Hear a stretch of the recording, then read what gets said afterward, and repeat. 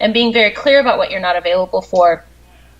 And then the third piece in this is you start each day taking stock of what you're doing that's sending energy to your not available list versus your commitments and your true availability. So you're going to find like, oh, wait a minute, I'm doing these actions today and they're feeding what I don't want instead of what I do want.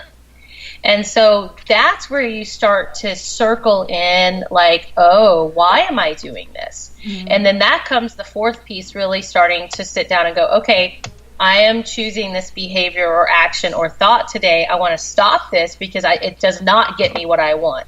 It is not in the direction of my dreams. So how do I solve the problem right now?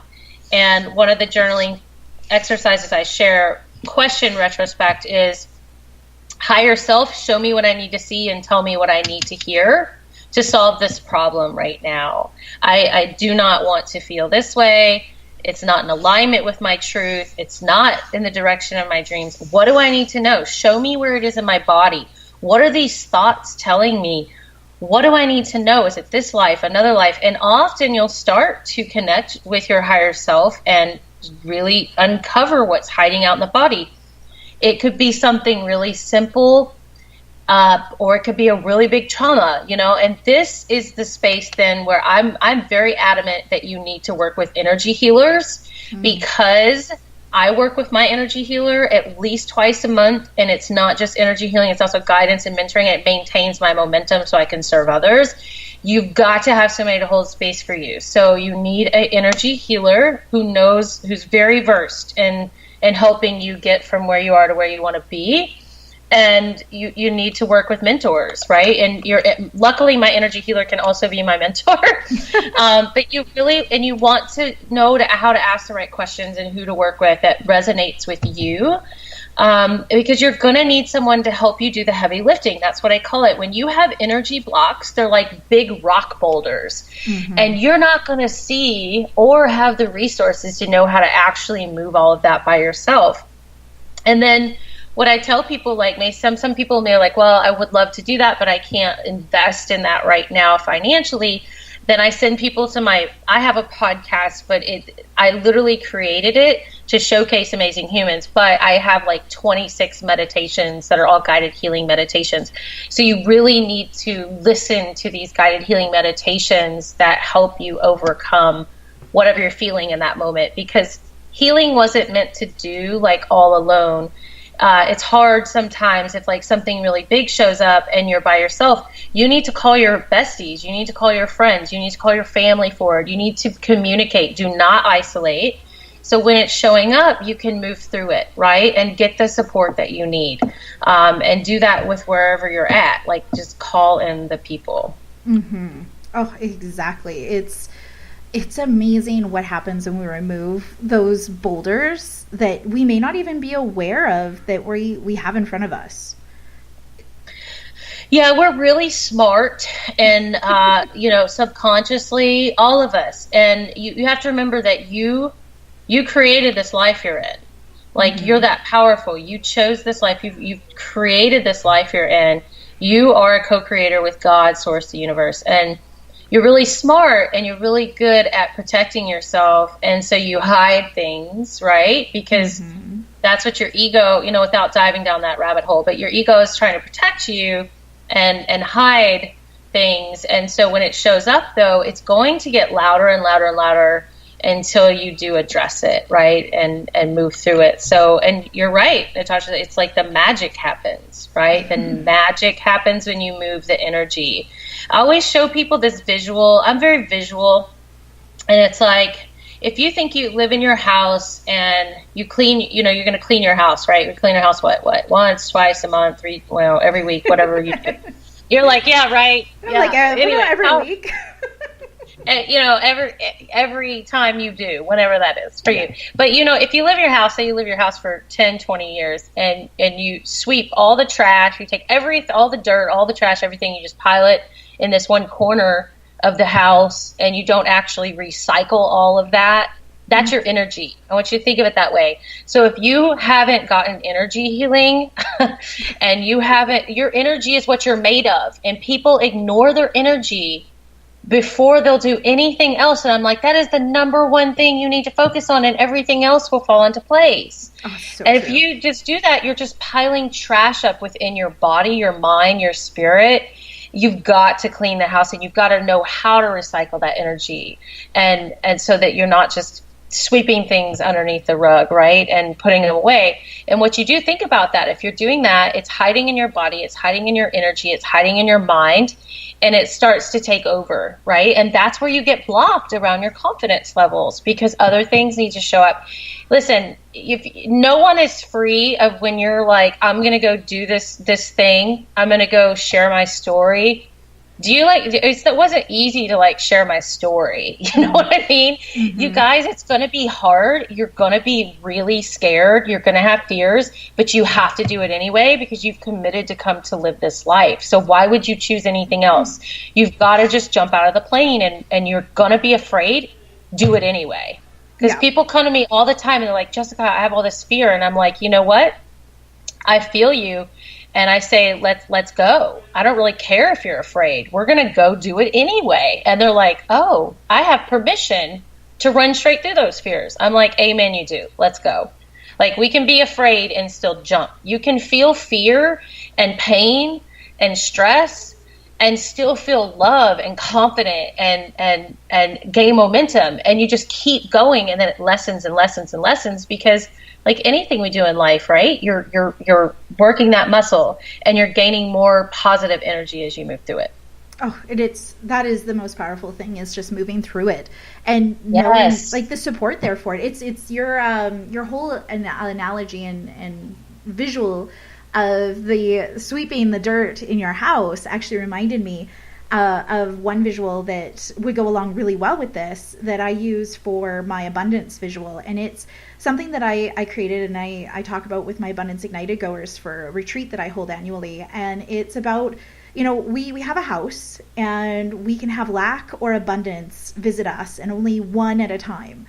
And if lack is in our house, making a mess, slobbing everywhere, sleeping everywhere, taking up that one extra room, then abundance, when it comes knocking at your door, you need to kick lack out, right? And the thing is, when abundance comes to your door, even if lack, it's on its way out, you still need to clean up and tidy and get ready for your favorite guest of all, which is the abundance. And, that goes with the energy. Like, keep your energy clean, keep your house clean, be ready to accept and invite that guest in that you absolutely adore and love. And we all love more abundance in our life, no matter what that is or means for us. And just be ready for that to come when it comes knocking, right? So it's just being ready to accept more of that in. And you can't do that if your house is full of clutter and dirt and muck, and, you have an unwelcome guest in your house. Yeah, it's so much about, like, when you say ready, for me, the word is really willingness. Mm-hmm. It's to be in a constant state of this balance, whether there's a 4 spaces, but like really being willing all the time to receive that abundance. Mm-hmm. And, I say this lightly, but people say act as if, but what that really means is embody your power now and live your dream. Don't follow the dream, live your dream, right? When you're living your dream, you may have a desired outcome, but you're not attached to it, and you're able to be fully present and do exactly what you're saying. Like, that house guest is always here. Mm-hmm. The abundance and grace house guests are always sitting at your table. So be with them, be with that, and be present, right? You wouldn't be like, I'm not going to wash my hair for 4 days or clean the house when, like, God's coming to dinner, right? So you know what I'm saying, though? Yeah. Like, you just want to I'm not saying be perfect all the time either, right? I'm just saying be present all the time to receiving that love. Exactly. Yeah. Take care of what you need to take care of, to be present with that guest that you want. Absolutely. Mm-hmm. Yes. Exactly. Love it. Yeah. It's one of my favorite visuals. So you talking about swooping up that dirt, I was like, yeah, that's totally right there. It's so funny. It's like I believe, so like my 2 favorite words are sacred and also beauty. And so those are like my 2 number 1 core values. I mean, I have a bunch, but those are my main 2 ones. And I always like this other visual too, is because we're talking about the house. And to me, everything's about sacred space and beauty. And so like home is, I don't know, maybe it's the Taurus in me, but like home is very important to me, the home space. And so the dinner party, I love the dinner party thing. So I always tell people, you know, you want to break up with doubt, but you want to have them over to dinner first, and, you know, in the relationship. And so I go invite fear or whoever it is, anger, doubt, whatever it is, over for dinner, and be like, listen, like, it's been real.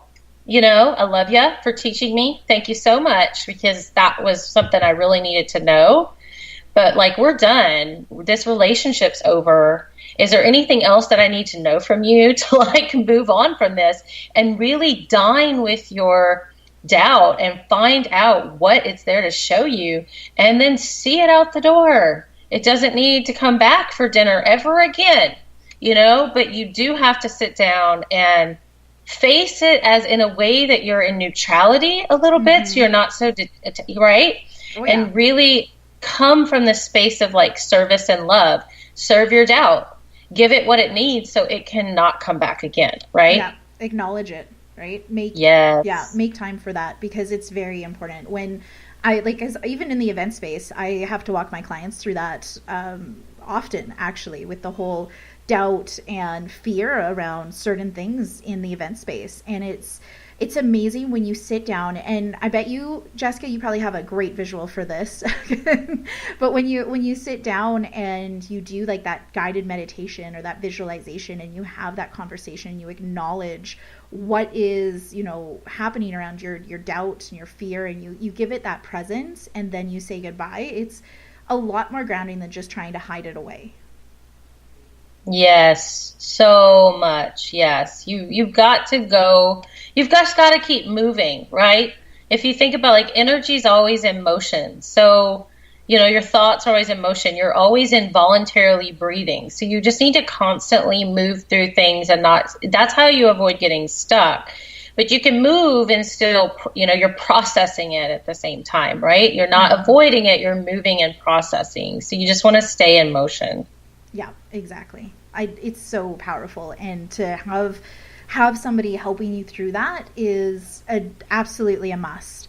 So when we talk about having, you know, people in your corner, having, you know, the structure and the systems in place and things like that, I strongly believe, and I love your opinion on this, Jessica, is, you know, the different niches, because it's so overwhelming. Like with your course, my course, what you do, what I do one-on-one, it's just gonna be so overwhelming for those that are listening on like, what coach do I go with? Who do I hire? What program do I go into? And I think really it's understanding that there's different niches of coaches. I think that's very important to know when you're working one-on-one with a coach, because a niched coach, I believe, can be very powerful. And then in the course world, there's different levels of going, like what you need in the world. Like, so for your course, for instance, you're helping them go from the phases, right? From where they are to where they want to be. Mm-hmm. Yeah. So I don't really resonate. I think that coaches are great and needed in certain things. I'm actually a mentor and a consultant and an energy healer. And so I get my hands dirty with you in your business. Like, I really want to know what's going on. I'm sitting down like project management style, going through your business piece by piece and helping you really bring it all together. So to me, often, and I'm not saying all coaches act as if this way, but like often what coach is somebody who you come to solve a particular problem, right? Like, or to coach you through a problem or a technique. And, you know, and it's like, okay, well, here's what's going on. And they give you something, you go do the work, and then you come back. Where I actually am kind of on that long-term journey with you. Not so much just like, hey, here's this thing, go figure it out, come back. I'm actually consulting you to solve the problem each step of the way. So I like to use this analogy, like I'm big into the analogies around sports, because if you look at an athlete, like, I don't really watch a lot of sports, but but I appreciate athletes. And so you think like this star athlete, you know, for a football game, right? Like, he is in it to win it, right? He is committed to winning that game. He doesn't have a doubt in his mind that he's going to go on that field and win that game and get that ball down the field, period. And he has been practicing, 4 hours or